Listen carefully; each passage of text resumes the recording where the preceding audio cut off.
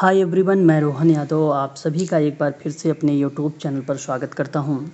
जैसा कि आप सभी को पता है कि मैं अपने यूट्यूब चैनल पर समाज कार्य के संबंध में संपूर्ण जानकारी प्रोवाइड कराता हूं और कल मैंने आप लोगों से 51 क्वेश्चंस तक करवाया था इस पीडीएफ में।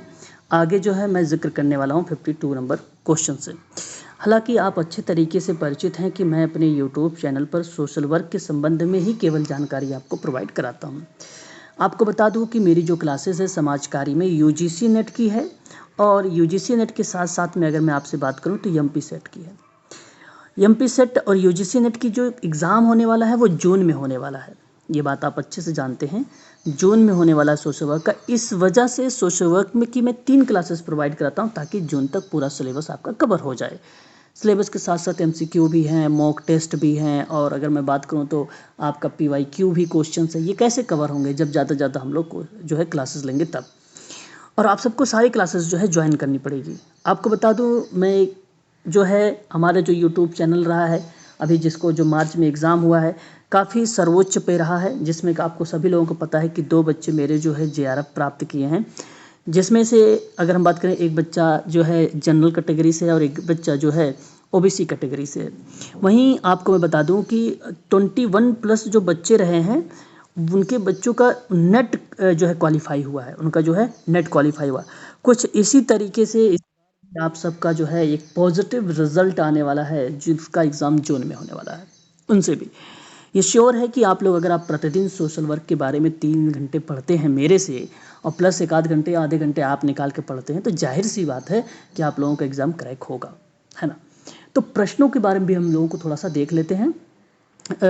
आपको बता दूं जो एमपीपीएससी क्लास है वो 6:30 है। अब एमपीपीएससी का सिलेबस जो यूनिट नंबर 1 है ना वो कॉमन है यूजीसी नेट के दूसरे यूनिट से, इसलिए मैं जो है 6:30 वाली क्लास यहाँ पे प्रोवाइड कर रहा हूँ। कुछ हैं जो टॉपिक हैं यहाँ पे जो कॉमन दिए गए हैं एमपीपीएससी और के अंतर्गत और सोशल वर्क के अंतर्गत, तो उनको मैं पहले शुरुआत में कराऊंगा ताकि क्योंकि आपका पहला एग्ज़ाम जो है एग्ज़ाम जून में ही है। एमपीपीएससी का एग्ज़ाम तो अक्टूबर वगैरह तक जाएगा, इसलिए आपको ध्यान रखना है इन सारी चीज़ों पर। तो चलिए हम बात करते हैं प्रश्न पर। तो देखिए शक्ति अभिजन जो है मिल्स का है। शक्ति अभिजन किसका है? मिल्स का है।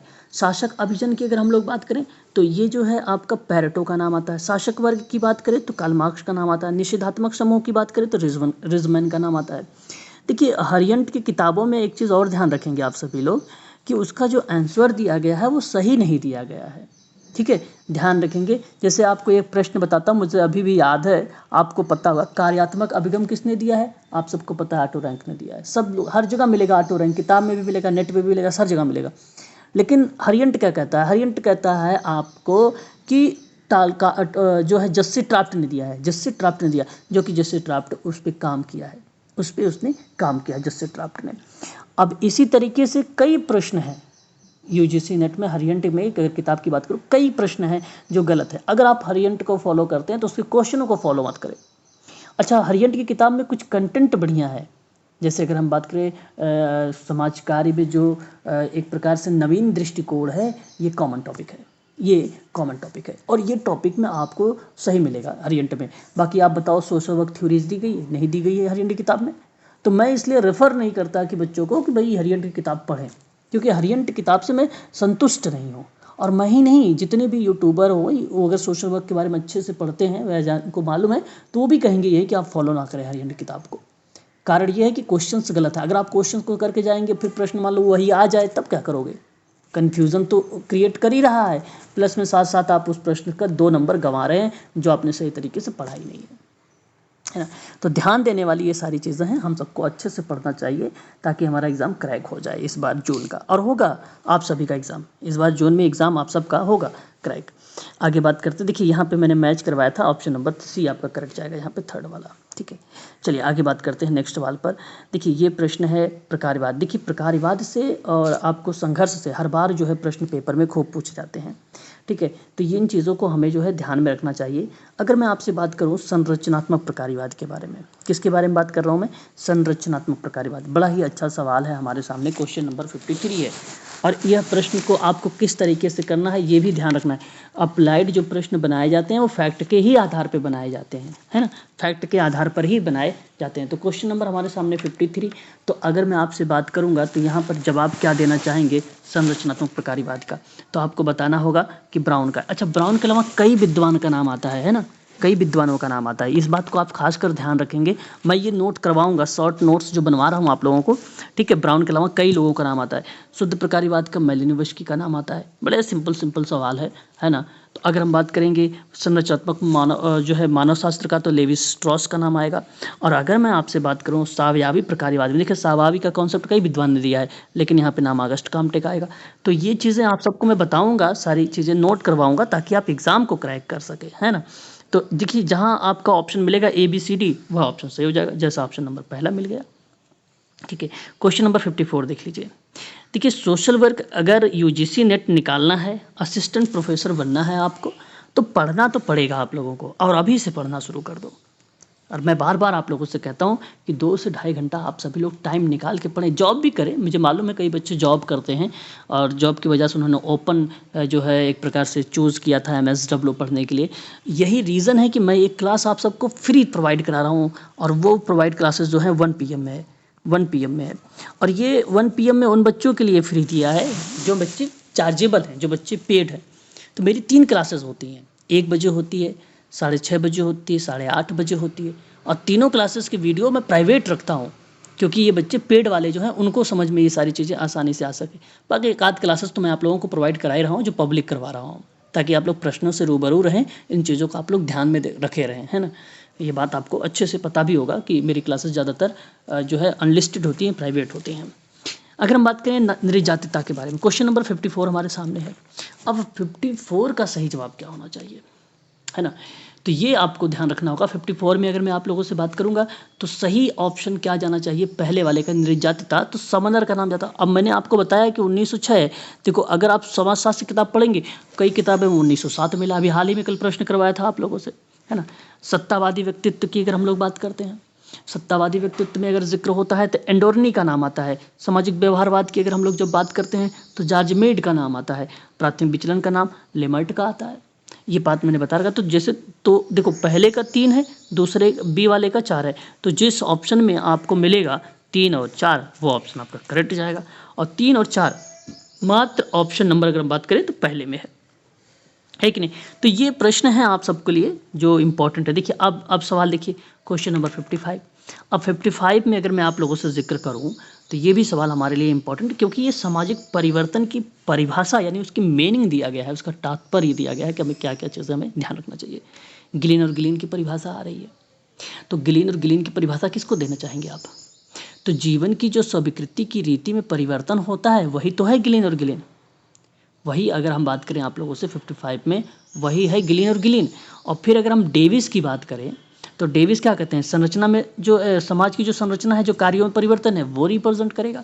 मेरिल और एंड्रीज की बात कर लेते हैं तो वर्तमान के जो अधिकतर व्यक्तियों का पूर्वजों से भिन्न कार्य होता है वो मेरिल कहते हैं। मैकाइवर पेज ने कहा है सामाजिक संबंधों में होने वाला जो परिवर्तन है वो सामाजिक परिवर्तन है। तो देखिए कितनी आसान सी चीज़ है। मैं लिखवाता भी हूँ आप लोगों को, ये कीवर्ड्स आप लिखा करें ताकि आपके जो है एग्जाम में काफ़ी मदद मिले, है ना।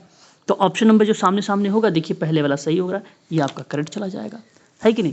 आगे अगर हम बात करते हैं यहाँ पे क्वेश्चन नंबर 56 के बारे में, ये भी देखो सम्मिलित करना है। 56 में क्या करना है, सम्मिलित करना है। तो आप देखिए सामाजिक प्रणाली क्या हो सकती है। देखिए अगर मैं आपसे बात करूँ सामाजिक घटनाओं को नियमित और क्रमबद्ध पद्धति को लेकर, क्या आप ये कहना उचित समझेंगे कि ये सामाजिक संरचना है। बिल्कुल सही है।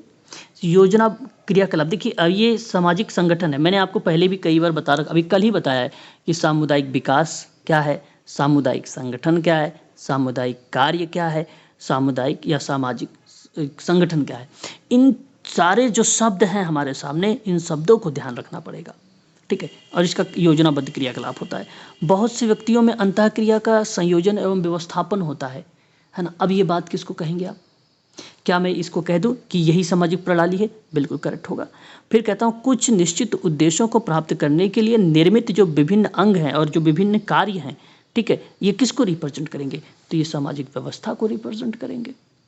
अब ऐसे देखा जाए तो पहले का ऑप्शन 3 गया है, दूसरे का ऑप्शन 4 गया है पॉइंट, फिर पहले वाले का जो सी वाला है उसका 1 गया है, और जो सी वाला है उसका 1 गया है।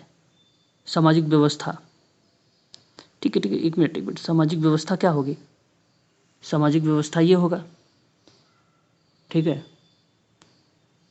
सामाजिक व्यवस्था ये थोड़ी ना होगा, सामाजिक व्यवस्था 1, बिल्कुल सी का 1 चला जाएगा, करेक्ट है ये। और फिर उसके बाद एक निश्चित उद्देश्यों की प्राप्ति की बात कर रहा है, तो ये सामाजिक संरचना हो जाएगा। अब पहले वाले का आप ध्यान रखिएगा, पहले का 3 हो गया और दूसरे का कौन सा जाएगा, सॉरी, पहले का 3 और दूसरे का 4, तीसरे का 1, तो चौथा क्या है, योजनाबद्ध है, ये करेक्ट गया। 3 4 देखो, पहले का 3 में देखिए और दूसरे का 4 देखिए, ऑप्शन देख लीजिए, पहला वाला आ गया आपका करेक्ट। ऐसे प्रश्न करिए, थोड़ा सा कन्फ्यूजन इसलिए हो जा रहा है कि ऑप्शन को मैच करने में, है ना, ऑप्शन को मैच, बट आप लोग सही तरीके से बस पढ़ाई करें, ठीक है। देखिए यहाँ पर देखिए, श्रम का जो सामाजिक विभाजन होगा ये किससे मैच होगा, ये केवल मैच करना है आपको, बस ये आपको मैं सही बता रहा हूँ, यहाँ पे जो बताया जा रहा है ये आपका सही जा रहा है। 57 नंबर का सवाल है, तो क्या होना चाहिए इसका?